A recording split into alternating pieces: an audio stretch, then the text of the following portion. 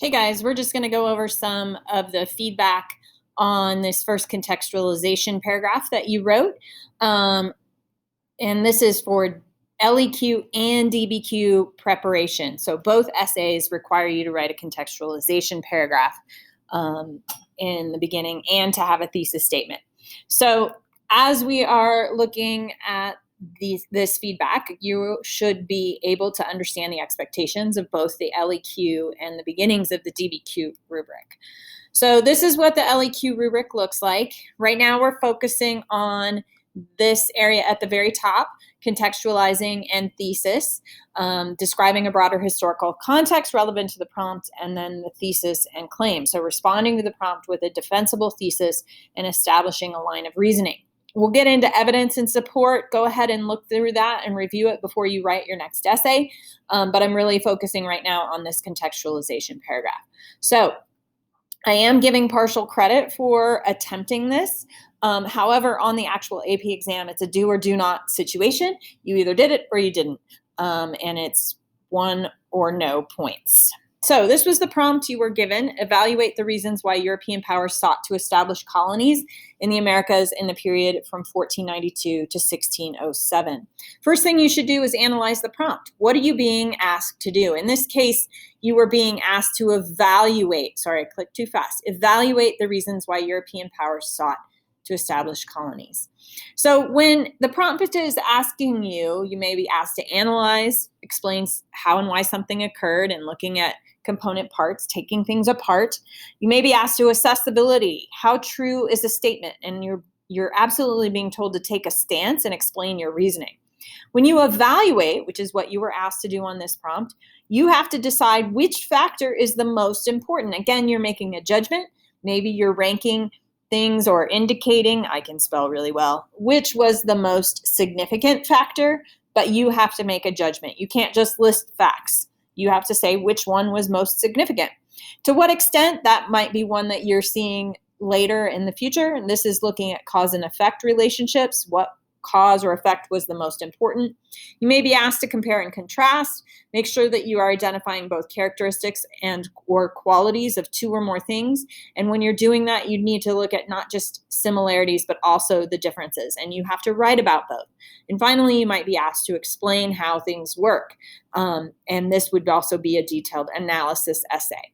So again, you were asked to evaluate. So kind of ranking what is the most important cause or reason why Europeans sought colonies in the Americas.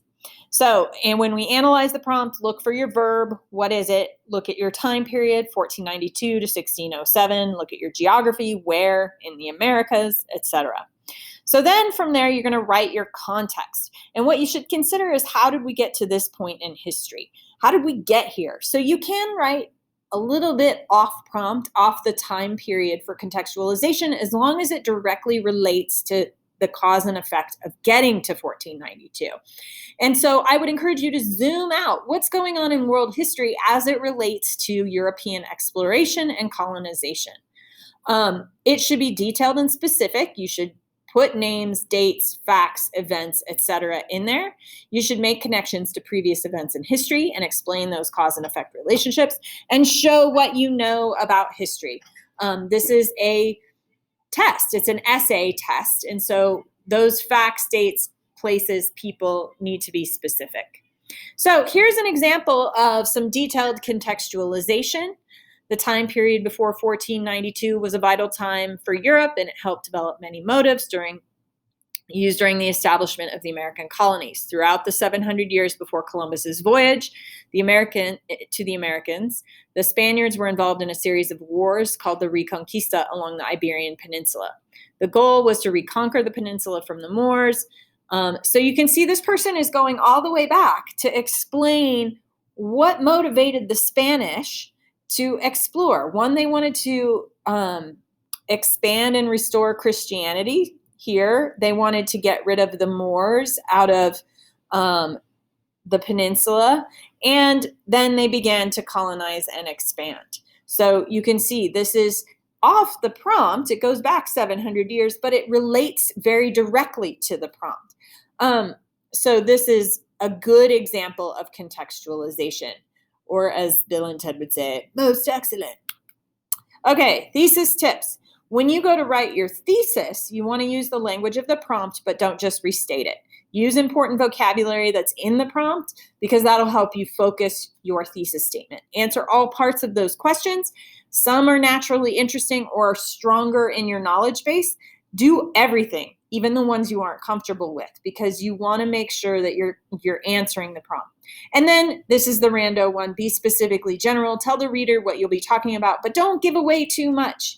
You don't want to be revealing too much. You want to leave some mystery. But if you're not specific enough, the reader's not going to know what you're talking about. So the chicken foot model of thesis writing is really great. If you don't know what that is, come see me and I'll help you work on that. So here is another most excellent thesis statement. Therefore, while other factors such as wealth and power affected Europeans' desire to colonize the Americas, the main reason why they decided to establish colonies in the Americas was due to religious purposes such as expanding Christianity and seeking religious tolerance. So again, this ties to the context and the expansion of Christianity by the Spanish, but it also is weighing those causes against other ones and saying Christianity was the primary reason for that expansion. So again, when you evaluate, you have to rank or make some judgment. And this person did this in a very well thought out thesis statement. So here's another example. This one didn't quite make the mark. It was not as successful.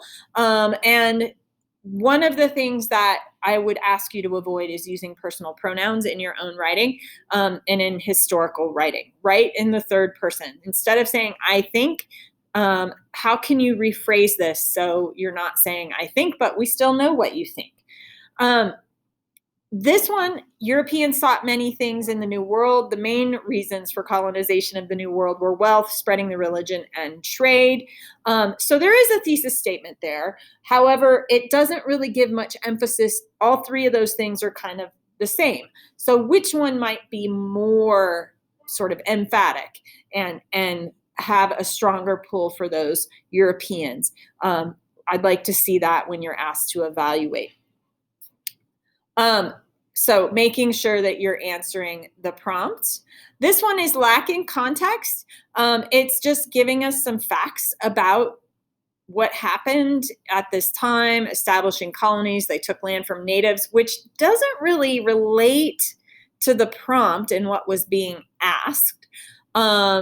And then there's some more personal pronouns. And I think the Europeans would have received more wealth, better trade, and more prosperous religion had they befriended the natives.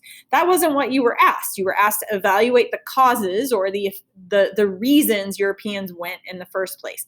And anytime you say, I think in a essay, it kind of makes the reader sound like you're doubting yourself. Like, are you sure? So you want to be really strong in your language choice so that you really convince the reader that you know your history and what you're talking about and that your argument is valid. So avoid these personal pronouns and additionally make sure you're answering the prompt. This one doesn't really answer the prompt.